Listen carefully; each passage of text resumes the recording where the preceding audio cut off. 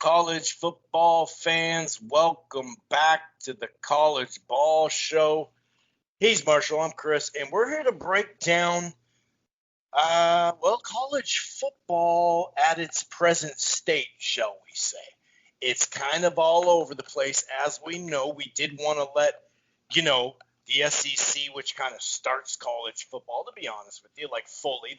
The conference play is kicking in now fully this weekend. There are actually some interesting games on the docket. There are some people in the top 25 that have no business being in there, but that's another set of circumstances. But we're going to break some stuff down here. We are going to preview and predict a couple games a little bit here and there. Like I said, there are some interesting games. We'll talk a little bit about what's taken place thus far, and also, obviously, the great announcement as far as a college football fan goes. The Big Ten is back. And I'll tell you what, we were just talking off air. If the NCAA, not the NCAA, but the college football ranking system, if they are not allowing December 20th to allow the Big Ten teams, and I'm assuming Pac-12 will follow here soon, but if they don't allow them to be in that ranking system, even though they cut their schedule, they made it, where they end the day before the announcements, the final rankings, and we know the shit doesn't get popping until later anyway. It'll be a disgrace. The NCAA has been really quiet lately. The Big Ten kind of met, really, the SEC halfway. Hey, okay, we'll cut some games. We will finish when you guys finish, but we have just more strict testing. They also, if you get COVID, you have to take X-ray. You have to be passed by a specialized doctor as well. They don't have the vague this or vague that, or we're not going to, share our information or nothing like that. So, long story short, it's back. It's strange, but hey, it's 2020, so everything is strange. So we are, like I said, going to break this down. If this is your first time listening to the College Ball Show, welcome. For those who have been listening to it for a while, we appreciate it. We are back. We talk college football. We call it the College Ball Show because it goes from college football, and then in January it goes to college basketball all the way to the championship. So we call it the College Ball Show. We preview, we recap, we predict, we talk a lot of gambling stuff, and we also have a pick. We end the show on a fun picking. It's basically just the crappiest game you can think of. That's where my co-host comes up with it, and there's a bunch of those this year, and I pick it, and we just kind of talk it through. So if this is your first time, like I said, you can find the College Ball Show under the Rope-A-Dope Radio podcast umbrella at blogtalkradio.com/Rope-A-Dope Radio. However, you don't have to just go download the show there at Blog Talk or listen to it in the browser. You can find this show under the Rope-A-Dope Radio podcast banter at Apple Podcast, TuneIn, iHeartRadio, Player FM. We're also part of the Grueling Truth Sports Podcast Network, which can be found everywhere, including Spotify. Why don't you head on over to thegruelingtruth.com.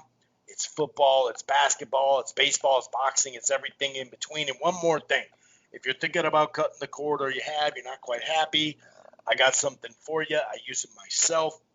It's called AT&T TV Now. It's live streaming cable.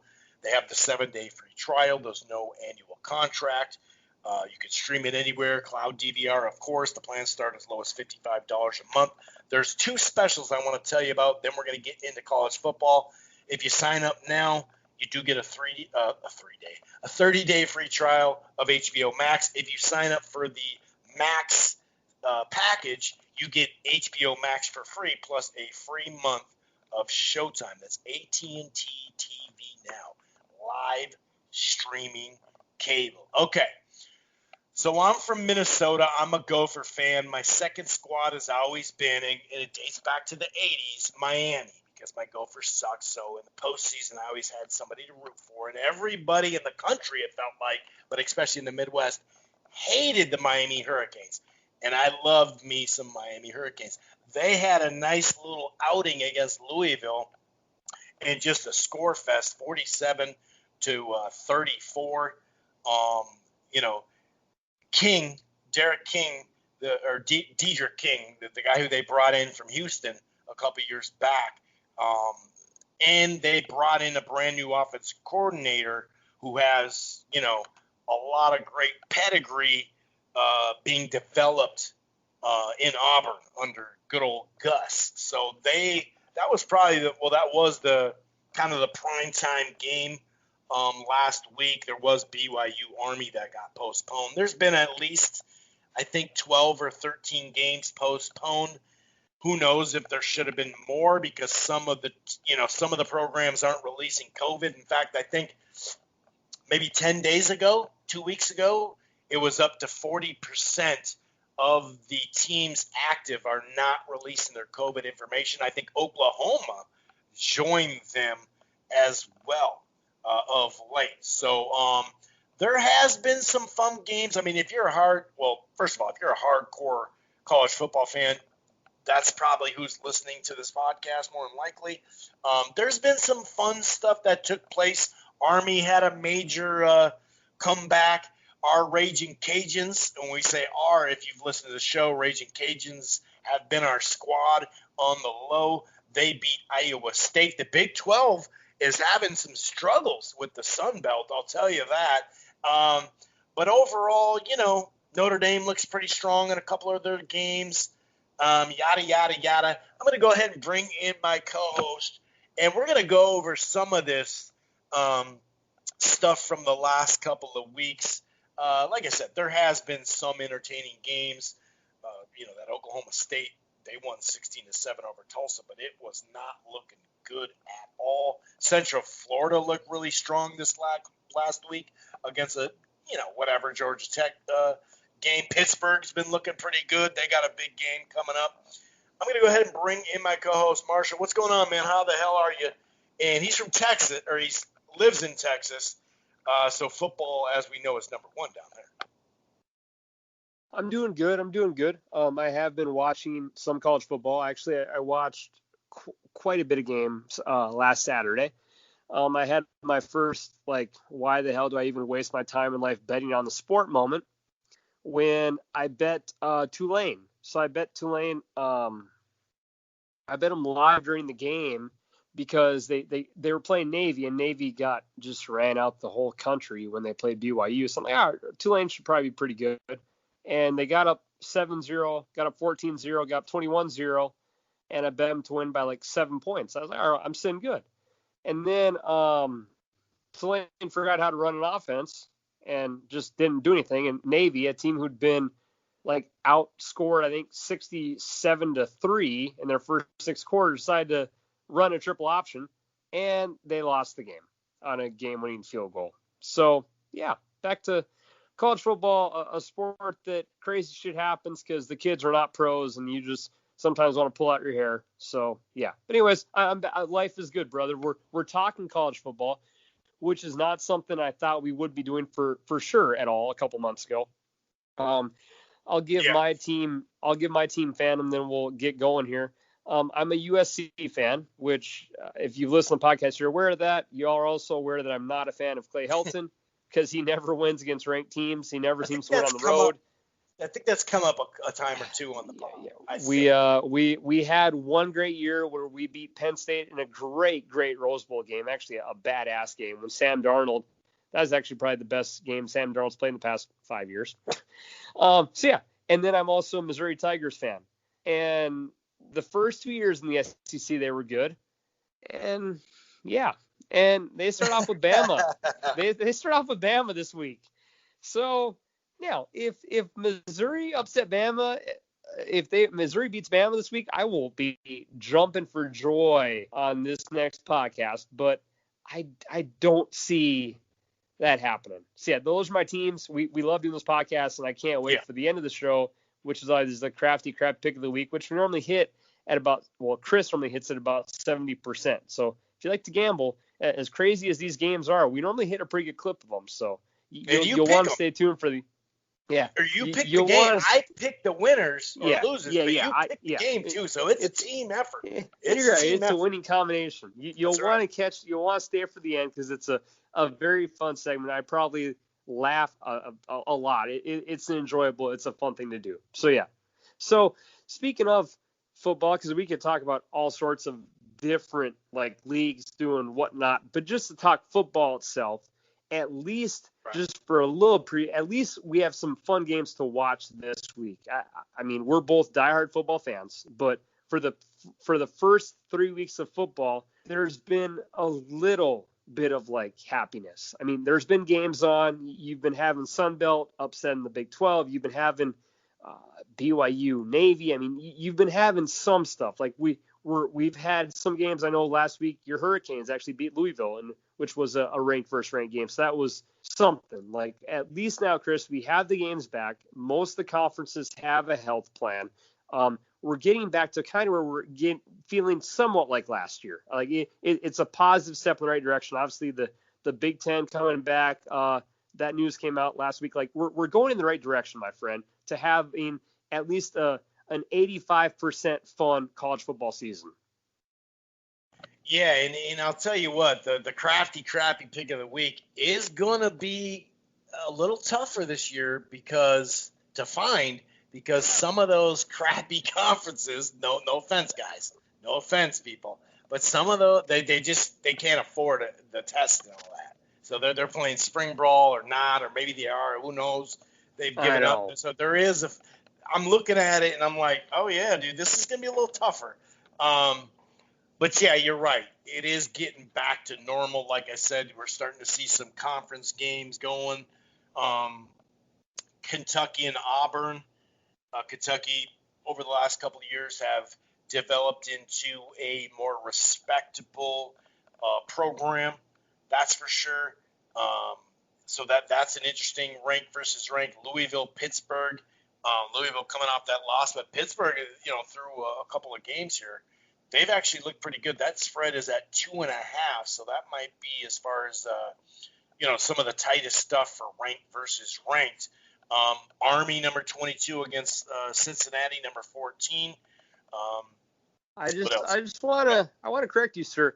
You just said Pitt's been looking good. If there's ever a team in college football that you never probably ever want to bet on for a single effing game, it is Pitt because they're gonna lose the game as a 28-point favorite, and then they'll also win a game against a ranked team in like week 9 or 10 that they have no business effing doing. Stay away from Pitt. Stay away. They'll beat Clemson. They're the same squad. Didn't they beat the Canes late in the season in their undefeated time too? And they'll lose to like Alabama Northeast Tech because that's what Pitt does. Be weary of Pitt. I mean, he's not lying. He's not lying. And then Louisville is pissed off from last week. So they probably will win that game. And it's not like you have home field advantage thus far this year. So, yeah, like I said, there is some it's a good point, man. I'm glad you brought that up. There is some games out there, though, that are kind of entertaining. Miami and Florida State. Miami's shown some just better offense. I mean, that's been the problem. That has been the number one problem the last 4 years. Well, longer than that. But as far as when they had a competent top 10, top 20 defense, that's been the problem. But rivalry game. Let's see how that turns out. I believe the Florida State head coach got COVID. I don't know if he still has it. Yeah, Norvell. Yeah, he did. Yeah. I'm really bummed about that. I'm just kidding. No, honestly, that's a joke. That's a joke because, coaches are actually a lot more, prone to it really affecting them majorly. Sure. Potentially. You know what I mean? Because they're older and, they don't always – their schedule's not lined up for staying healthy. No. Let's put it that way. So there is some games out there. Really pumped about that Baylor-Kansas game. Just kidding. Baylor just had their last week. Did they try to reschedule that game? Was it SMU? I can't remember, but they are not going to reschedule that. From what I've heard of late, The BYU quarterback said he's not afraid of COVID. He's like Cousins that, bring it on. I'll just put it in a headlock or whatever. I just saw that clip just a second ago, actually. But yeah, there is some interesting games, and like I said, if you look at last week, just kind of real quick, Tulane was up on Navy, 24. It was a 24-point second half comeback from Navy. Thanks for mentioning that. Yeah. I talked about that earlier. Thanks for rubbing it in again. I appreciate it.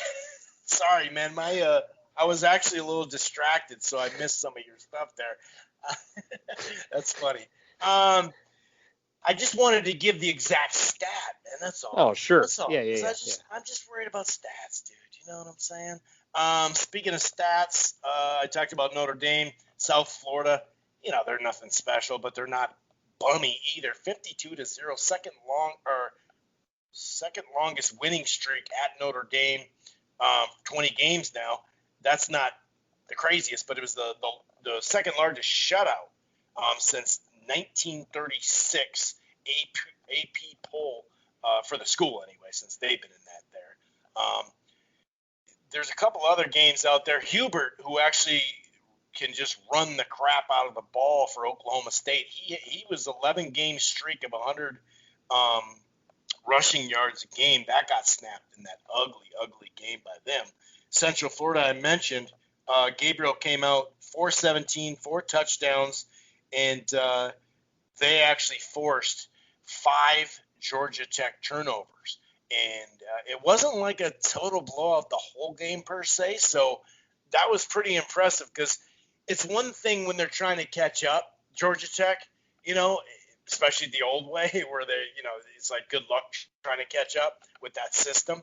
But that was actually an entertaining game for a little while. I thought it was pretty interesting anyway.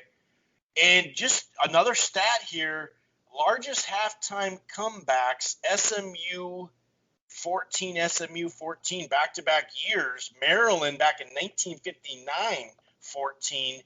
Wow.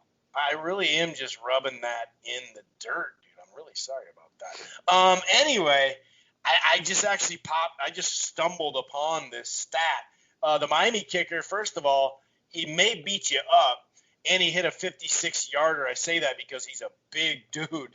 I think he's one of those Aussies that came over from the Australian football style, and so he's a big dude, but he can kick the you-know-what out of the ball. There is something I want to talk about, though, as far as eligibility. Bateman, one of the best receivers in the country, when the Big Ten said, nah, we're going to postpone it, and the big thing was we're going to regroup. And at the start, it seemed like spring football.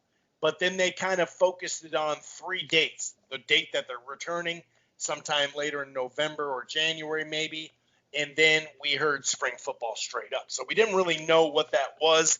But Bateman, is back on campus, enrolled as a full-time student. Now, he did sign with a free agent or with an agent.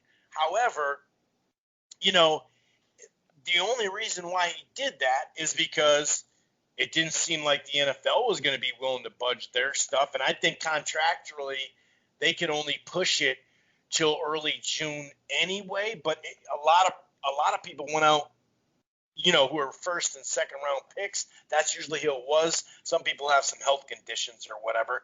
But I wonder where this stands. Now, there was a punter and it kind of gives me hope, from ASU.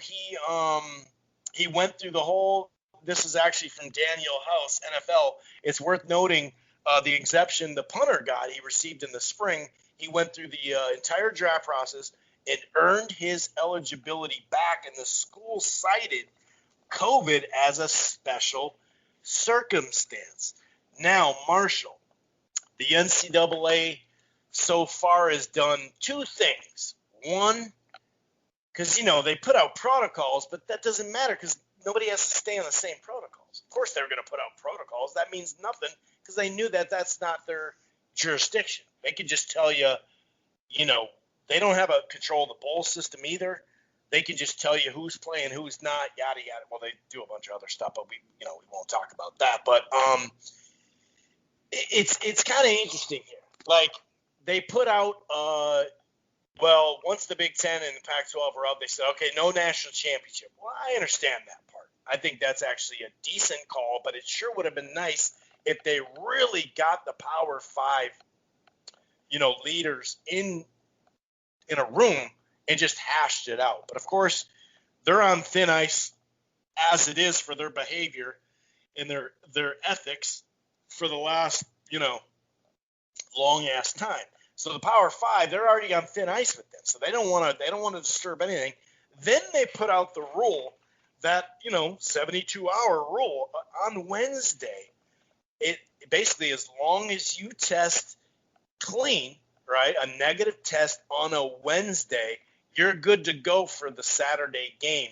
So theoretically, on some of these campuses, the player would have to go to class on Wednesday, Thursday, and Friday. And I say to go to class because that's indoors. Not only that, but you're eating indoors too, or at least going in there to get your food. It's not like all these colleges can hire a bunch of people to go be a food delivery system to 100 players. Not only that, but that would mean all athletics. You realize the logistics of that? It's not even – I mean, like I said, some schools just cancel it because they can't even afford the testing. But the 72-hour rule is just freaking ridiculous. So they're just sitting there. Where do you think they stay? I feel like they're going to allow these waivers and eligibility because they're on thin ice. And, hey, it was based off COVID. Where do you stand on that? I got to agree with you. I mean, and I get the whole, like, guys going pro, they're tempted by money. I get all those angles. That's normally kind of the rough idea of the rule. But, yeah, due to this year where you have a lot of top talented guys saying, dude, I'm opting out. I'm going to go pro. We've never seen that in college football that I can recall where a top end player is like, I'm good. I'm gonna go pro. Like that just doesn't happen where they would, not that you can't go pro early, for the draft, but skipping a season, that's like unheard of in football. That just doesn't exist. So you'd assume the right minds would prevail and they would give the kid a chance to play, especially since he wants to come back. Like that just sounds like a common idea, but NCAA doesn't always have common ideas. So I'm leaning 70-30, but this is also an organization who just is not always trustworthy. So for the sake of your Gophers, for the sake of the kid wanting to play, and for the sake of how this year's been, I'd assume they let it happen. But if they came back and said, sorry, tough luck, it wouldn't blow my mind. It would be a little sad, but it wouldn't be something where I was like, oh man, NCAA, like, yeah, you got me there. So I don't know. I wouldn't get my hopes up just Chris, because they've barely said anything this whole damn time anyways. Like, they came out and said we're not having any fall sport championships. Like we're not doing that. Okay, fine, but like that's one of your big announcements. Like there's gonna be no NCAA championship titles. Well, awesome. Okay, and that. I mean, they haven't said much since that, and that was kind of like, I think they thought big news. So yeah, I don't trust them at all. And the 72-hour rule, dude. I mean, how silly is that? Especially for the kids that on these campuses are still having you have to go to class, not just, online, and just getting something to eat is gonna be in a crowded cafeteria, dude. Oh, yeah. Even if you take it to go, people say, just take it to go. You gotta go in there, dude. Well, and what about all the parties that colleges have? That's why all of our college COVID numbers are spiking up like crazy. Hell, like I always talk about Memphis because I listen to the Grizzlies guy as a podcast. I always listen to him, and I mean the Memphis Tigers won their first college football game of the year, and they decided to have a nice little fun party.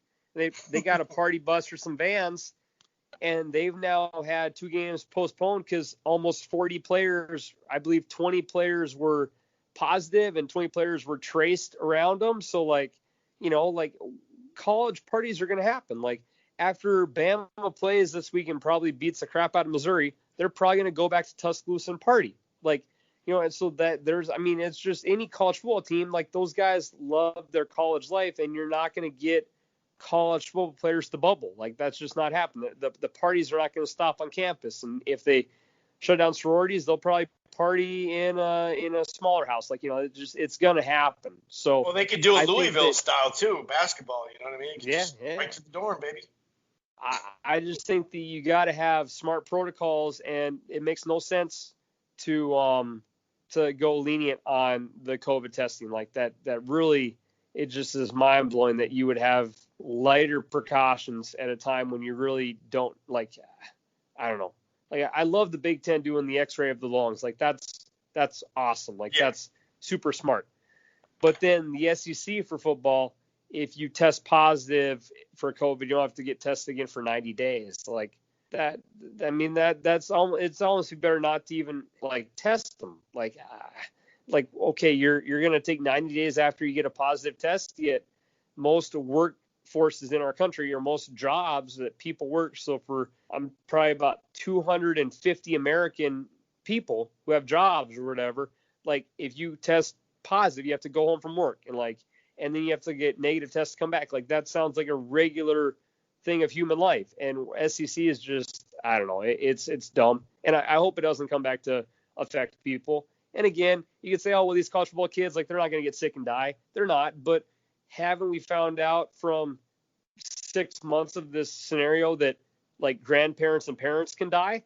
Like, right. Just postponements, postponing alone.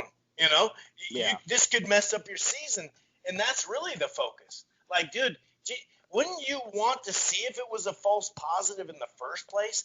And just to sit these guys out for 2 weeks when you don't need to do that in normal life. We've already found that out. You need to have at least back-to-back negative tests, but it just doesn't even line up. 90 days is the regular season of the college football season. Yeah, and it just goes to show, and we've had this debate on our basketball podcast, and it's just, it goes to show that in a lot of parts of our country and a lot of people, we value sports over health, and this really does show that football and money matter over people's health. Now, again, we could have a completely fine year where no one in the SEC dies or has long-term health effects. I guess we can't predict that, but right. It really, but that doesn't make the decision right. Like if you're a diehard Bama fan, you're like, well, no Bama player died from COVID this year, but that still doesn't defend it to where, hey, like these stupid rules they've set up were like smart. Like it's just, again, I'm happy. I'll love to watch SEC football. It's a beautiful sport. It's the best football league in the country, but like there should be just more common sense. But again, it just goes to show how our country's handled this. But yeah, I do, it's good for the student athlete. It's good for your team to get tested again. And also it protects your school from lawsuits, dude. Sure. Yeah. That shit does line up. Like if you don't think there's a potential because if that shit's on your lungs, there's a lot of stuff we don't know about it yet. I just wish they would have met halfway and tried to have met halfway. But yeah, I just don't know why you wouldn't want to do a false positive the very next moment. That makes no sense. And then you're going to put them on the shelf for 2 weeks? Why would you do that? Like, have you put all these baseball players on the shelf for 2 weeks when they've had 4 games in a row canceled? No, you haven't. Why would you need to shelf them for 2 weeks anyway? If they're negative, dude. But if you don't test them again and you don't know if it's a false positive, then you can get the spread. Once again, we're not talking about death. So just stop with that argument because we know we're dealing with 18 to 22-year-olds. We're talking about when you start the season, what's your best way to finish the season? That's what we're talking about. The MLB, didn't they say they're going to create a bubble for the Final Four of the MLB now? Because they're so freaked out about it. That's not just playoffs, right? That's just the conference final and the final? The World Series? I know the first round is home teams, but I think I know there's four stadium sites, so when it gets down to maybe Elite Eight of baseball. I Because know they that know. term known as, but yeah. So Right, again, because they just know. being They've smart, already being proactive. right, and you can't people just postpone it. It's not like that. You can play a doubleheader. You got off days coming up. You play a doubleheader or a game that day. It's not like baseball, dude. You can't push off 4 games. By the way, they got to go to class. This isn't 1960 where you didn't even know where your classes were, even in the 80s sometimes. Like you can't play a game on Wednesday and then turn around and play a game on Saturday. It doesn't work, and that's what we're talking about, the success to make sure you can finish this season. Why not put the things in place to make sure you finish the season? But that's what that 90-day rule is. It's to make sure we finish that season because we just won't know. And we're not sharing information anyway. I'm not saying every team in the SEC does that, but there's a ton of them. It's probably up to 50% already. Of course, it helps probably maybe the Big Ten numbers coming back because I think everybody's sharing them there. But when you have this much money on the line, you don't just trust the human being, whoever it is, because they're probably going to side on, well, there are not going to be any deaths. Yeah. So, and again, all right, that's all true, and we're on the same page there by far. But let's talk, I guess, a little football for fun because we can talk about COVID and everything for a long time. So, with actual college football coming back, as you said in the start of the show, it was a bad initial first week for the Big 12, I guess, second week for the Big 12. Kansas State, who has a new coach Kleiman from NDSU last year, actually had a really nice year. Like, they had Arkansas State, and I believe Arkansas State, they were up 7-0. Like, K-State blocked a punt, started the game, and think, okay, this is an easy walkthrough. I think they're like a 12 or 13-point favorite. And Kansas State loses at home to Arkansas State, which was not supposed to happen. And Iowa State, a team who a lot of people have always liked, they have a great coach too. Like, they're always the kind of up-and-coming flashy story with Matt Campbell. They lost to our Louisiana Tech Raging Cajuns. And we call them ours because in the 8 years we've done this podcast, we've adopted them. We're officially Raging Cajun members. And yeah, so that was a hiccup game. And I know those were games that teams always need, but I'm sure for the next couple of seasons, people will probably not want to schedule the Raging Cajuns or Arkansas State. So a little bit of a rough game there. Some slip-ups. Obviously, the Navy BYU was a bloodshed disaster.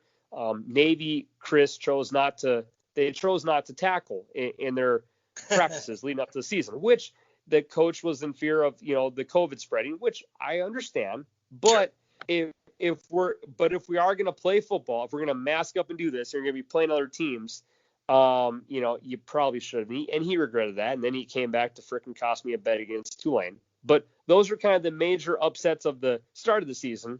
The first week of college football really was a bunch of literally just almost no-name teams.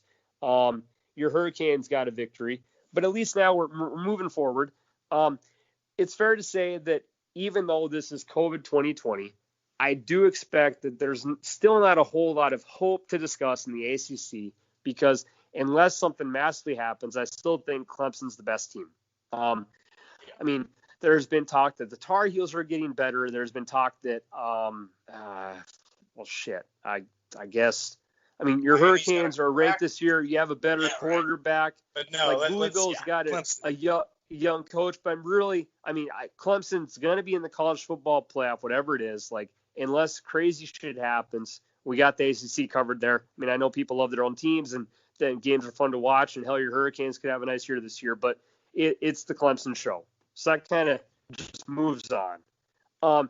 As we go towards the Pac-12, obviously the Pac-12 right now is not playing. I do think they'll probably play in like kind of December, January-ish time. And if it's just the Pac-12 season, hell, that's more college football for us to enjoy. So that leaves us with SEC and the Big Ten and the Big 12. So Big Ten yet, we'll obviously get there. That's going to be incredible football, but they're still taking their time. So it leaves us with now the Big 12 and SEC. All right, so for the Big 12, you do have some fun games this week. I think if you're Oklahoma as a fan base and you're charging your people $60 pay-per-views to watch them beat up a team, whatever, they actually start this week off with Kansas State, Chris, who always seems to play them hard. I believe upset them 2 years ago. So if you're Kansas State, you had your embarrassing loss. You get refocused. You have a style that's unique. You kind of play that slow tempo, run the crap out the ball against you. And now for Oklahoma, Lincoln Riley is obviously a phenomenal coach, maybe one of the best offensive minds in the game. But you're now on to quarterback number. Yeah, you got number 4. You got this Rattler kid who's, I think, a white guy with some really goofy red hair. So he's probably not going to be Baker or Kyler Murray or Jalen Hurts. So are we going to see another year where Lincoln Riley takes another? I'm not going to say he's comparable to those names because I think that'd be unfair to those guys. But he came Lincoln in Riley, higher ranked than all those guys, though. I'll say that, I think. Maybe Murray was higher ranked. Okay. So can Lincoln Riley, Chris, put together another year with his 4th new quarterback in 4 years? Will this be an Oklahoma, possible another Big 12 championship? Or could we have all the hype that we always hear? Hell, I think Kirk Herbstreit has Texas in his Final Four playoff. Could this be the year for the Texas Longhorns to finally do something? If there ever was a year, this would True. be the year. I'll give them that. I don't know how positive that is for them, but whatever. I'm a Gopher and Vikings fan, so I don't want to hear about positivity or negativity or why you dogging us. I think they'll pretty much hit the ground running. Is he going to win the Heisman? No. There's no fucking way they can do that again or have the second guy or whatever. But I think he'll put up some huge numbers. And he was there for a year. I've already heard people saying, "Oh, we got to get him. We got to get him." It's like, dude, no, we can't get him. He's not available. And I've seen that across the internet. People saying that he's actually going to be the guy drafted. It's like, well, first, it's like, well, except is the NCAA come up with a rule that we forgot or don't know now or whatever? But yeah, I think they'll do good. You think Auburn's going to cover that 10.5 spread? Let's start wrapping this thing up now. I think. Sure. Yeah. The thing with college football, especially with these SEC teams, they have not played yet.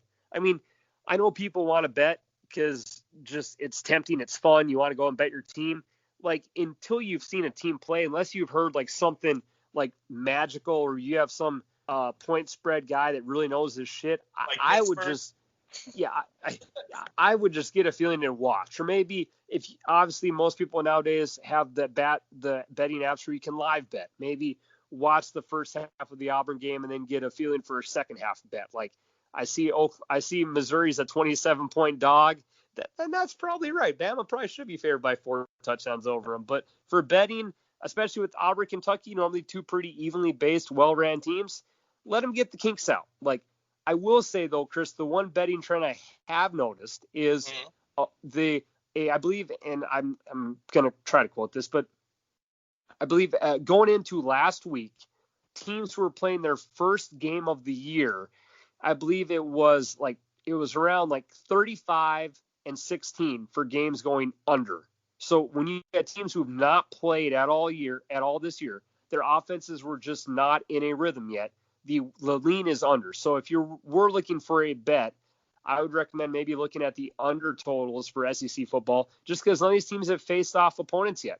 They've had in-person scrimmages, which can replicate something, but that truly doesn't replicate a different team. And obviously you're not going to ever try to kill your own quarterback. So for a betting angle, I'd lean towards looking at unders. And what about the no tackling, though? Wouldn't you look at the over? Because if they can't tackle worth the shit, there's going to be more points. I saw a couple of broken plays where you're like, what is that in that Louisville Miami game? Couldn't you argue the opposite? You can't. Nobody can tackle in the Big 12 as it is. Wow, but that's true. Yeah, I would never say bet all Big 12 unders. That might be a little dangerous, but just for what I've heard, a trend, and it makes sense because offenses are sluggish, and obviously a lot of teams have had tackling practice. I mean, Navy was an exception. That coach is like, oh shit, that was a bad idea. But and defenses are always ahead of offenses in camp. Yes. In football, that's generally exactly. I know what you're saying. Yeah. So that's the one angle to look at. Again, I wouldn't bet Missouri. I mean, I would take Nick Saban and what he's been doing over Missouri's coach. So I hate to sound pessimistic on my team, but really it's like I want to have a good year for Mizzou when we start off having to freaking host Bama like that. Yeah, that's not good. That's never any good. But at least the SEC is back. In a couple of weeks, once they get into a flow, we're probably gonna be having some pretty good SEC afternoon games. Obviously, maybe this is the year, Chris, where a team like, holy shit, Tennessee's ranked 16th. Iowa State, TCU is a 2-point spread. Iowa State, that should be a good game too. Yes, that should be a good game. Yeah, Iowa State had their hiccup. And both those teams have played. I think TCU's played a game. I know Iowa State's played a couple already. So again, they actually had a postponement, but Oh no, you're right. Yeah. So again, I would heavily bet Iowa State just because they've played a game already this year.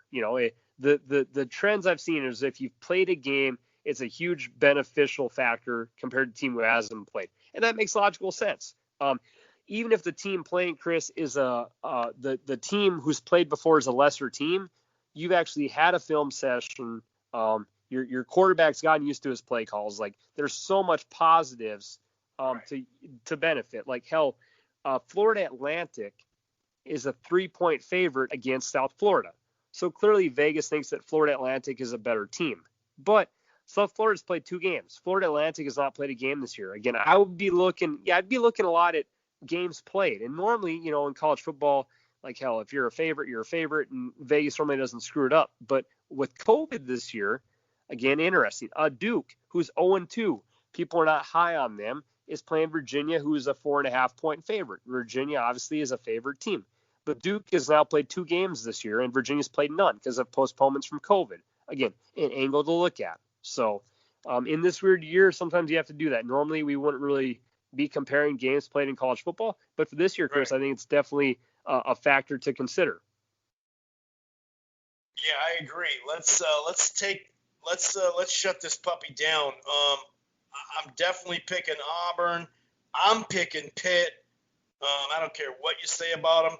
I do think Iowa State will bounce back against TCU. I'm picking Cincinnati over Army because go figure. Army lacking discipline. No, I'm just kidding. I'm from a family of military. I'm just kidding. And I was gonna say that Duke, Virginia. That's interesting. I'm picking Duke on the upset. That's my upset of the week. Let's get into this crafty pick of the week. Unless you want to pick and Miami. I'm picking Miami over Florida State. 11-point spread. I think it'll be under that though. So that might be kind of interesting. Yeah, I would lean towards those games I said. So again, I'll take Duke over Virginia just because they've played 2 games and Virginia hasn't. I'll take Iowa State over TCU since Iowa State's not played yet. Again, I'm looking more just flat out numbers more so than skill based, which could come back to bite me in the butt, and if so, that's fine. And I will take Southern Miss to beat Tulane because Tulane just blew a 24-point lead. Obviously, there's some momentum lost off that, and I would think Southern Miss, who's 0-2, is going to want to pull out a victory. So yeah, we're never going to get a Tulane listener ever. We've just destroyed Tulane. Well, then don't blow an effing 24-point lead. Hey, cost you money. Aren't they in Louisiana, Tulane? Yeah. Yeah, we already got our squad in Louisiana, so screw Tulane. Yeah, I know. Yeah, we got the Raging Cajuns. They're probably better than Tulane anyways. Oh, and in case you forgot, good old Lane Kiffin, my man, now leading the Ole Miss Rebels. Hotty. I thought we could make it, and we didn't make it through a podcast without his name. Oh, he got me. The effing man, Lane. I gotta say his name 3 times a podcast, or else it's not an official podcast. We'd have to redo it. He's got a sponsorship, guys. Let him be. Him and his boys are a 14.5-point favorite, but it's in Oxford. They're hosting the Florida Gators, who are ranked 5th. Oh my God, how the hell's? Oh well, if there's a coach to do it, it's Lane Kiffin. If they pull off the upset week 1, it's gonna be or week 4. It's gonna be a hell of a pod next week. We're gonna be saying Ole Miss all day. All right. So now I almost forgot about that. I'm happy I saw that name pop up because I would have felt bad. I would have felt like I wasn't carrying my weight here for the pod. Now we get to the fun part of the show, where it is the crafty, crappy pick of the week. I find the garbage game of the day, and we go through it. This week it's kind of tough because there's not a lot of games, and as you said, Chris, like the shitty conferences have, like, a lot of them aren't playing because they can't afford to have testing. So the crafty crap pick of the week is a little more strategic based this week. It's just the average crafty crap pick of the week, but I decided on one. I'm going with it. It is a 9-point spread, so it's a little bit of a tough spread, but we're going with, I just lost here. Where'd you go? Okay. My mouse is messing with me. Okay. The Texas El Paso Miners. Okay. And this is a 2:30 Central kickoff. The game is on ESPNU. So you have the UTEP Miners, who are 2-1. So the record thinks, oh, maybe they're good. Is going to face UL Monroe. This game is at Malone Stadium in Monroe, Louisiana. I could drive out there if I wanted to. I could get in for a $23 ticket, so I guess they're allowing people at the stadium. Again, ESPNU, 2:30 Central. The UTEP Miners, who are 2-1, against the UL Monroe. I believe they're the Warhawks. The UL Monroe is favored at -9.5 points. We'll just give you a money line pick here. So you're probably got to do about -300 juice. What does your gut say on this feisty Texas-Louisiana border battle matchup? Man, considering we're limited with this stuff this year, you did pick a dandy. You did. I'll give you credit on this one. Wow. Okay, so UTEP, neither of them can score for shit so far. 14 and 12 points. I repeat, 14.7 for UTEP. Monroe is 12 points, and Monroe's giving up 37. That's not a good look. They have played 2 games too. Like you said, so there's something to be said. They gave up so far in 2 games 289 yards on average. UTEP giving up a good chunk of change when it comes to passing, but they're pretty stymie on the run defense. Although who really knows? Neither of them can really run the ball considering college football standards, but especially Monroe, 52 yards. Man, this is a good one. UTEP got beat by this, the next national championship compared to, University of Texas, I guess. But they're coming off a nice little W. They are coming off a nice little W. Wow. Okay. I'm going to go with the road squad to minor their way through. They got the light on their helmet, and they're going to chip away at Monroe. And like I said, you are right, the Warhawks. I like how you were right about that, too. Yeah, I'm going to go UTEP for this one. Like you said, Malone Stadium.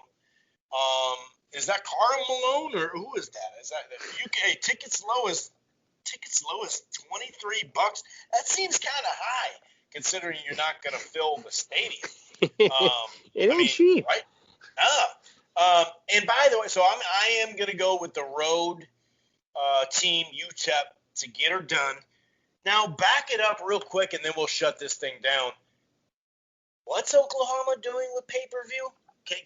So people aren't in the. What are they doing with pay-per-view? And they did this shit last year. I can't believe people paid. So let me get the. I got. What am I missing? They don't have a. I think they're struggling financially as a school for football. I really think that they're not paying the bucks. Lincoln Riley's struggling to get by. So Lincoln Riley beat Missouri State 48-0. But if you're an Oklahoma fan, since that game is not broadcasted, you had to pay $60 to watch Oklahoma beat Missouri State. And I get that Oklahoma's they're a proud fan base. They truly are. I have a great family friend who's a huge Sooner fan, season tickets. But who the F pays 60? I mean, most UFC and boxing pay-per-views, which we talked about earlier today, are 55 or 60. But that's like you either get like 6 boxing matches or like 12 UFC fights. Like you And get that's for a some slaughter, time. yeah. Wow. Yeah. So Oh yeah. my God. And on that note, we can shut this thing down. Wow, So dude. Wow. I always like to mention just the alumni. That's kind of became our new thing last year. And I remember because we picked UTEP last year. I'm not sure if it was. I think it was college basketball. Might have been college football. Either way, they're crappy in both sports. Shout out to UTEP alumni of Tim Hardaway, okay, a great basketball player. John D. Olivas, who's pictured in a astronaut suit with American flag behind him. Maybe he's come close to the moon. Antonio Davis, which was a former basketball player. Nate Archibald, another great basketball player. Ed Hockley, who's always been like the buffed out coach, buffed out ref. Nolan Richardson and those Arkansas Hogs, title back in the day. 40 minutes of hell. Yeah. Derek Carter, who is pictured in a Lakers uniform. I'm not sure who Derek Carter, professional basketball player, is. Johnny Lee Higgins, and to top it off, Aaron Jones, who had a great day for the Packers in fantasy yesterday. But to top it off, the one and only former adult incredible actress, Mia Khalifa. There you go. Yeah, I know. Yeah. So, there's a chance that the UL Monroe people have alumni, but how do you match a porn star, a ref, a great basketball player, an astronaut? Many Chris, great. all that UL Monroe has is Tim McGraw, so they have a good country singer. The guy from Duck Dynasty. You got Tim Brando, who's a good announcer. You have Doug Peterson, an NFL coach. There you go. Stam Humphries was a former Charger quarterback. Okay, they're all right. They got something. And that does it. Okay. So on that note, we always love doing that. Again, we've hit it about a 70% clip for the past 6 or 7 years. So as crazy as they sound, we know our shit. So enjoy watching your SEC football. Please cheer for Ole Miss and Lane Kiffin. They need your support. And on that note, the boys are out. We'll be back with actually a fun college football review, a breakdown of SEC, Big 12, and fun games. It's picking up. So enjoy it. Stay safe. Mask up. The boys are out tonight. Peace.